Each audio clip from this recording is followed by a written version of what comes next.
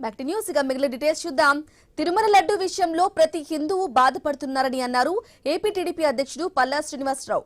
YCP సమయంలో హిందూ ఆలయాలపై దాడులు జరిగాయని గుర్తు చేశారు.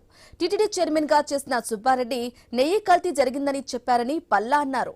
మాజీ సీఎం మాత్రం అసలు నెయ్యి కల్తీ లేదని చెబుతున్నారని విమర్శించారు. కేవలం డబ్బులకు కక్కుర్తిపడి హిందువుల మనోభావాలను తాకట్టు పెట్టారని ఆగ్రహం వ్యక్తం చేశారు. నెయ్యికి వస్తే లడ్డు చేస్తారు. ఇట్ ఈస్ నాట్ గీ. పాలతో చేసినటువంటి గీ కాదు. మీరు అది తెలుసుకోవాలి ముందు. అది తెలుసుకోకుండా మాట్లాడతారు. పాలతో చేసిందండి గీ, వచ్చిందంత అక్కడికి. రాజకీయ అంశంగానే చూస్తున్నారు తప్ప భక్తుల యొక్క మనోభావాలను తీసుకోవట్లే. ఒక్కసారి గీ అది పాలతో తయారు చేసినటువంటి నెయ్యి సప్లై చేశారా? పాలతో కానటువంటిది ఏదైనా సరే దాని మూలాలు తీసుకుంటే మీకు వస్తుంది. ఒక్కసారి కళ్ళు తెరిచి చూడండి, వాస్తవాలు వస్తాయి మీకు.